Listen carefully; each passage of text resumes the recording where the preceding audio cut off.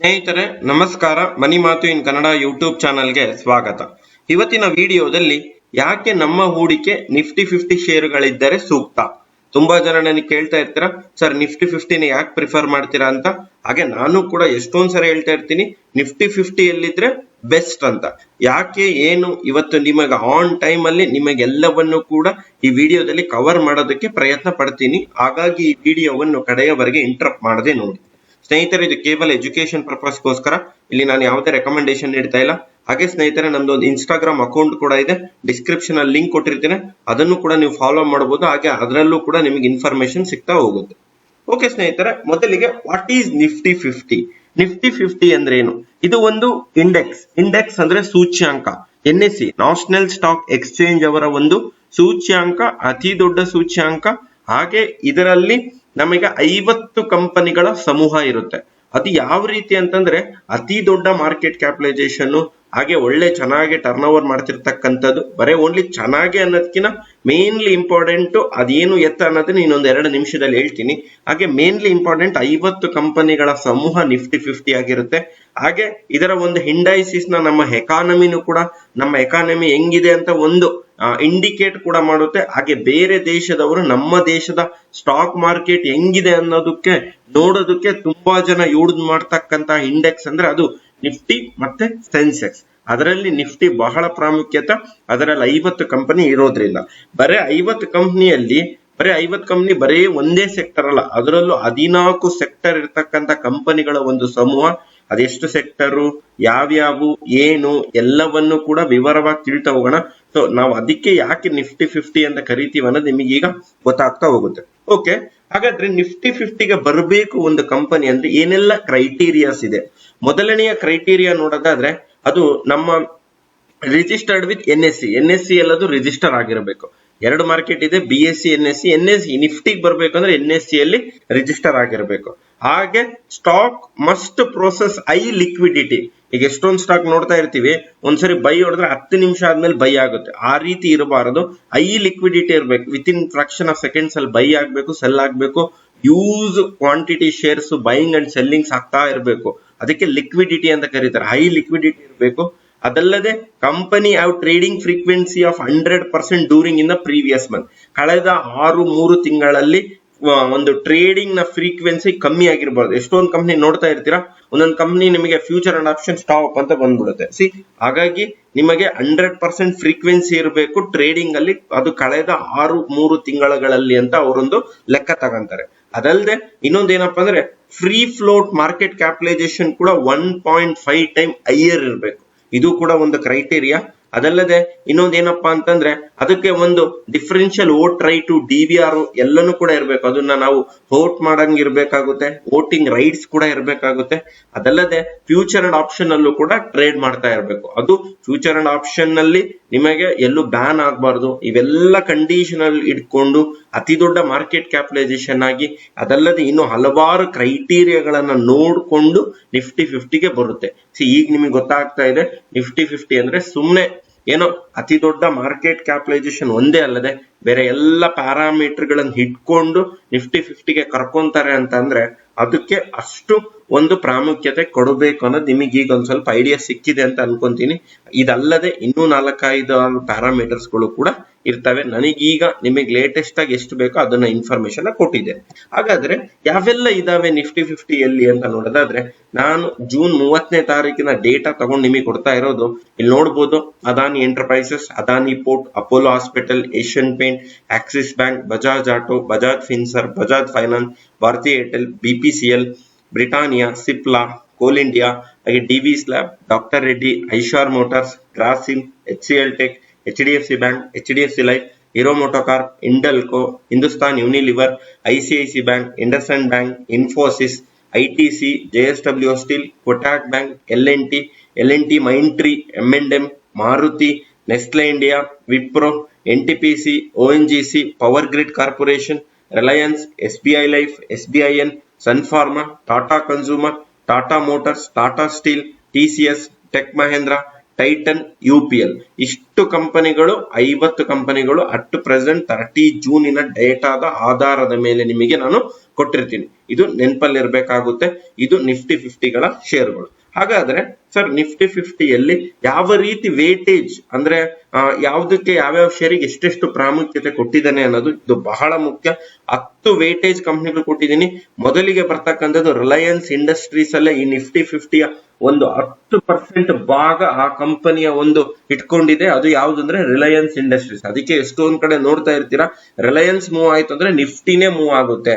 ಅದು ಬಿಟ್ರೆ HDFC bank 8%, ICICI bank 7%, ಆಮೇಲೆ HDFC 6, Infosys 5, ITC 4, TCS 4, L&T 3, Kotak bank 3, ಹಾಗೆ ಆಕ್ಸಿಸ್ ಬ್ಯಾಂಕ್ 3. ನೋಡಿ ಈ ಕಂಪನಿಗಳು ಮೂವ್ ಆಯ್ತು ಅಂದ್ರೆ ಆಟೋಮೆಟಿಕಲಿ ನಿಫ್ಟಿನೂ ಕೂಡ ಒಂದು ಒಳ್ಳೆ ಸಪೋರ್ಟ್ ಝೋನ್ ಸಿಗುತ್ತೆ. ಇದು ನಿಫ್ಟಿ 50 ಕಂಪನಿಗಳಲ್ಲಿ ಅತಿ ದೊಡ್ಡ ವೇಟೇಜ್ ಇರ್ತಕ್ಕಂತ 10 ಕಂಪನಿಗಳಂದ್ರೆ ಇದು ಅಂತ ನಿಮಗೀಗ ಕ್ಲಿಯರ್ ಆಗಿ ಗೊತ್ತಾಗ್ತಾ ಇದೆ. ಅದರಲ್ಲೂ ರಿಲಯನ್ಸ್, HDFC, ICICI ಮೂವ್ ಆಯ್ತು ಅಂದ್ರೆ ನಿಫ್ಟಿ ಆಟೋಮ್ಯಾಟಿಕಲಿ ಮೂವ್ ಆಯ್ತು.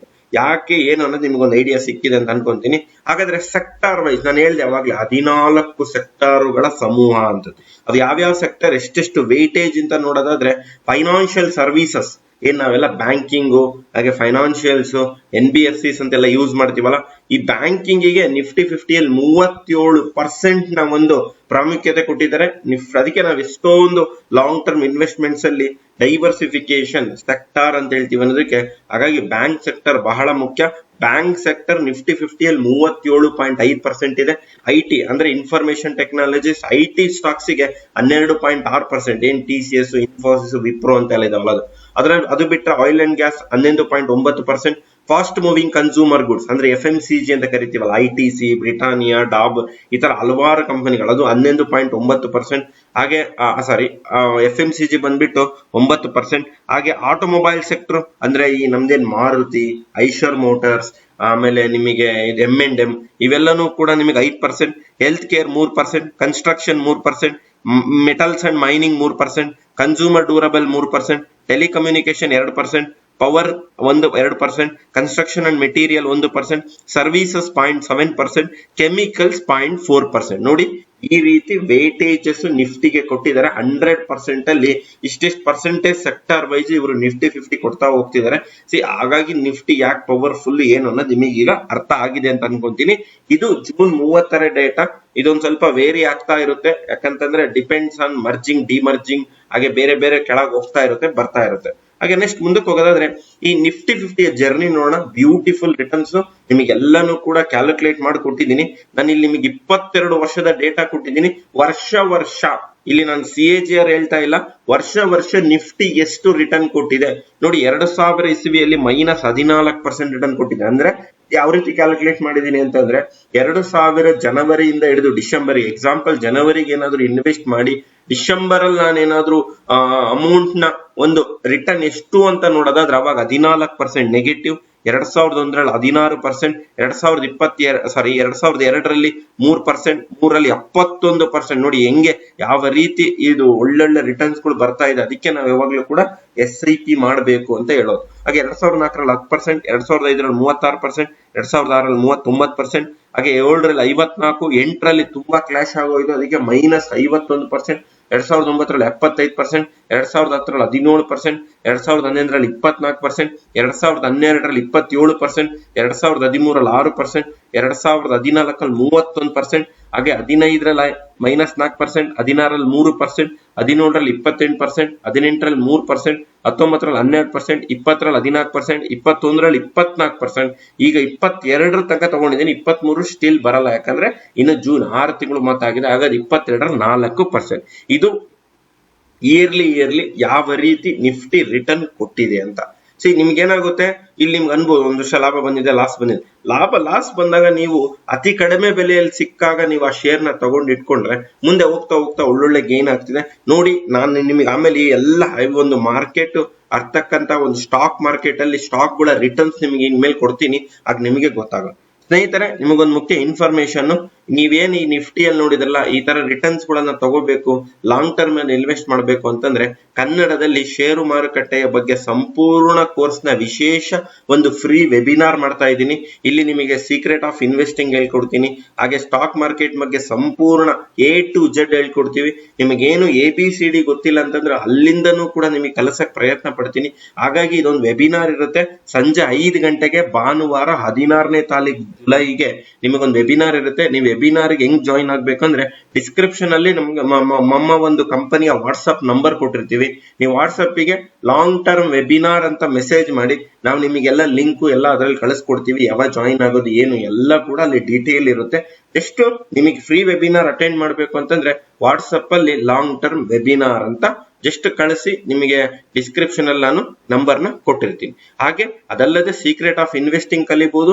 ಹಾಗೆ ಇನ್ನೊಂದು ಮೇನ್ ಉದ್ದೇಶ ಏನಂದ್ರೆ ನಿಮ್ಗೇನೇ ಡೌಟ್ಸ್ ಇದ್ರೆ, ಕ್ಲಾರಿಫೈ ಇದ್ರೆ ಮಾರ್ಕೆಟ್ ಬಗ್ಗೆನೂ ಕೂಡ ನಾನು ಅಲ್ಲಿ ಮಾತಾಡ್ತೀನಿ. ನಿಮ್ ಜೊತೆ ನೀವು ಬಂದು ನಿಮ್ಗೆಲ್ಲ ಡೌಟ್ಸ್ ಅನ್ನು ಕೂಡ ಕ್ಲಿಯರ್ ಮಾಡ್ಕೊಂಡು ಹೋಗಿ. ಓಕೆ, ಈಗ ನಾನು ಹೇಳಿದೆ ನಿಮ್ಗೆ ಅರ್ಥ ಆಗಿದೆ ಅಂತ ಅನ್ಕೊಂತೀನಿ. ನಿಫ್ಟಿ 50 ಅಂದ್ರೆ ಏನು, ಅಲ್ಲಿ ಎಷ್ಟು ಕಂಪನಿಗಳಿದಾವೆ, ಅಲ್ಲಿ ಎಷ್ಟು ಸೆಕ್ಟಾರ್ಗಳಿದಾವೆ, ಆಮೇಲೆ ಯಾವ್ಯಾವ ಕಂಪನಿಗಳು ಎಷ್ಟೆಷ್ಟು ವೇಟೇಜ್ ಇದೆ. ಈಗ ನಾನು ಒಂದು ಅತಿ ದೊಡ್ಡ ಮಾರ್ಕೆಟ್ ಕ್ಯಾಪ್ ಇರತಕ್ಕಂತ ಒಂದು 50 ಕಂಪನಿಗಳಿಂದ ತಗೊಂಡು ಅದು ಎಷ್ಟೆಷ್ಟು CAGR ರಿಟರ್ನ್ ಕೊಟ್ಟಿದೆ, 10, 5, 1 ವರ್ಷದಲ್ಲಿ ಏನೆಲ್ಲ ರಿಟರ್ನ್ಸ್ ಕೊಟ್ಟಿದೆ ಅಂತ ನಾನು ನಿಮ್ಮ ಮುಂದೆ ಇಡ್ತಾ ಹೋಗ್ತೀನಿ. ಇಲ್ಲಿ ನಾನು ವಿಡಿಯೋ ಲೆಂತ್ ಆಗೋ ಉದ್ದೇಶಕ್ಕೆ ನೀವು ಬೇಕಾದ್ರೆ ಪಾಸ್ ಮಾಡ್ಕೊಳ್ಳಿ. ನಾನು ಒಂದು 3 ಕಂಪನಿ ಹೇಳ್ಕೊಂತ ಹೋಗ್ತೀನಿ. ನೋಡಿ, ರಿಲಯನ್ಸ್ ನೋಡೋದಾದ್ರೆ 10 ವರ್ಷದಲ್ಲಿ 19.92% CAGR ರಿಟರ್ನ್ ಕೊಟ್ಟಿದೆ, 5 ವರ್ಷದಲ್ಲಿ 20%, 1 ವರ್ಷದಲ್ಲಿ 14%. ನೆನಪಲ್ಲಿರ್ಲಿ, CAGR ಅಲ್ಲಿ ಹೇಳ್ತಾ ಇದ್ದೀನಿ, ಸಿಂಪಲ್ ಇಂಟ್ರೆಸ್ಟ್ ಅಲ್ಲ. CAGR ಅಂದ್ರೆ ಕಾಂಪೌಂಡ್ ಆನ್ಯುವಲ್ ಗ್ರೋತ್ ರಿಟರ್ನ್ ಅಂತ. ನಿಮಗೆ ಗೊತ್ತಿಲ್ಲ ಅಂತಂದ್ರೆ ನನ್ನ ಯೂಟ್ಯೂಬ್ ಚಾನಲ್ ಗೆ ಹೋಗ್ಬಿಟ್ಟು CAGR ಅಂದ್ರೆ ಏನು, ವಾಟ್ ಈಸ್ CAGR ಅಂತ ಹೊಡೆದ್ರೆ ನಾನು ನಿಮಗೆ ಅಲ್ಲಿ ಕ್ಲಿಯರ್ ಆಗಿ ಎಕ್ಸ್ಪ್ಲೈನ್ ಮಾಡಿದ್ದೀನಿ. ಓಕೆ, ಹಾಗೆ ನಿಮಗೆ ಇನ್ಫೋಸಿಸ್ ನೋಡೋದಾದ್ರೆ ಅದು ಕೂಡ 14% ಕೊಟ್ಟಿದೆ 10 ವರ್ಷಕ್ಕೆ, 5 ವರ್ಷಕ್ಕೆ 15%. ಬಟ್ 1 ವರ್ಷದಲ್ಲಿ IT ಸೆಕ್ಟರ್ ನೆಗೆಟಿವ್ ಇರೋದ್ರಿಂದ ಇದು ಕೂಡ ನೆಗೆಟಿವ್ 4% ಇದೆ. ಹಾಗೆ HDFC ನೋಡೋದಾದ್ರೆ ಅದು 10 ವರ್ಷದಲ್ಲಿ 12%, 5 ವರ್ಷದಲ್ಲಿ 6%, 1 ವರ್ಷದಲ್ಲಿ 25%. ಹಾಗೆ ನೆಕ್ಸ್ಟ್ ಮುಂದಕ್ಕೆ ಹೋಗೋದಾದ್ರೆ ಬಜಾಜ್ ಫೈನಾನ್ಸ್ ಆಸ್ಟ್ರೇಲಿಯ 10 ವರ್ಷಕ್ಕೆ 48%, 5 ವರ್ಷಕ್ಕೆ 24%, 1 ವರ್ಷಕ್ಕೆ 28%. ಹಾಗೆ HCL ಟೆಕ್ ತಗೊಳೋದಾದ್ರೆ 10 ವರ್ಷಕ್ಕೆ 17%, 5 ವರ್ಷಕ್ಕೂ 17%, ಹಾಗೆ 1 ವರ್ಷಕ್ಕೆ 22%. ಹಾಗೆ ಅದಾನಿ ಎಂಟರ್ಪ್ರೈಸಸ್ ತಗೊಳೋದಾದ್ರೆ 10 ವರ್ಷಕ್ಕೆ 41%, 5 ವರ್ಷಕ್ಕೆ 81%, ಬಟ್ 1 ವರ್ಷಕ್ಕೆ -0.8%. ಹಾಗೆ ನೆಕ್ಸ್ಟ್ ಮುಂದಕ್ಕೆ ಹೋಗೋದಾದ್ರೆ ಸನ್ ಫಾರ್ಮಾ ನೋಡೋಣ, 10 ವರ್ಷಕ್ಕೆ ಬರೀ 6% ಕೊಟ್ಟಿದೆ, 5 ವರ್ಷಕ್ಕೆ 13% ಕೊಟ್ಟಿದೆ, 1 ವರ್ಷಕ್ಕೆ 22%. ಹಾಗೆ M&M ನೋಡೋದಾದ್ರೆ 10 ವರ್ಷದಲ್ಲಿ 13%, 5 ವರ್ಷದಲ್ಲಿ 11%, 1 ವರ್ಷದಲ್ಲಿ 37%. ಹಾಗೆ ನೆಕ್ಸ್ಟ್ ಮುಂದಕ್ಕೆ ಹೋಗೋದಾದ್ರೆ NTPC 10 ವರ್ಷದಲ್ಲಿ 4%, 1 ವರ್ಷದಲ್ಲಿ 26%.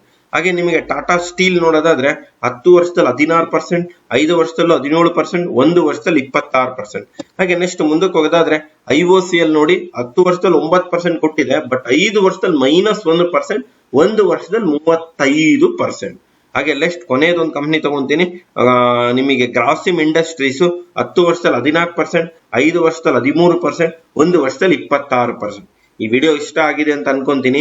ನೀವು ಇದೇ ರೀತಿ ಪ್ರಾಫಿಟ್ ಮಾಡಬೇಕು ಅಂತಂದ್ರೆ ಭಾನುವಾರ ಸಂಜೆ 5 ಗಂಟೆಗೆ ಇರ್ತಕ್ಕಂಥ ವೆಬಿನಾರ್ ನ ಅಟೆಂಡ್ ಮಾಡಿ. ಫ್ರೀ ಆಫ್ ವೆಬಿನಾರ್ ಇರುತ್ತೆ, ಎಷ್ಟೋ ನಾಲೆಡ್ಜ್ ನಿಮಗೆ ಗೈನ್ ಆಗುತ್ತೆ. ಅದಲ್ಲದೆ ನೀವು ಆಮೇಲೆ ಅದನ್ನ ನೋಡಿ ಡಿಸೈಡ್ ಮಾಡಬೇಕಾಗುತ್ತೆ. ಇದೆಲ್ಲನೂ ಕೂಡ ಇಷ್ಟ ಆಗಿದ್ರೆ ನೀವು ಒಂದು ಲೈಕ್ ಮಾಡಿ, ಶೇರ್ ಮಾಡಿ, ಸಬ್ಸ್ಕ್ರೈಬ್ ಮಾಡಿ, ಹಾಗೆ ಬೆಲ್ ಐಕನ್ ಕ್ಲಿಕ್ ಮಾಡಿ ನೋಟಿಫಿಕೇಶನ್ ಎನೇಬಲ್ ಮಾಡ್ಕೊಳ್ಳಿ. ನಮಸ್ಕಾರ, ಮುಂದಿನ ವಿಡಿಯೋದಲ್ಲಿ ಮತ್ತೆ ಸಿಗೋಣ.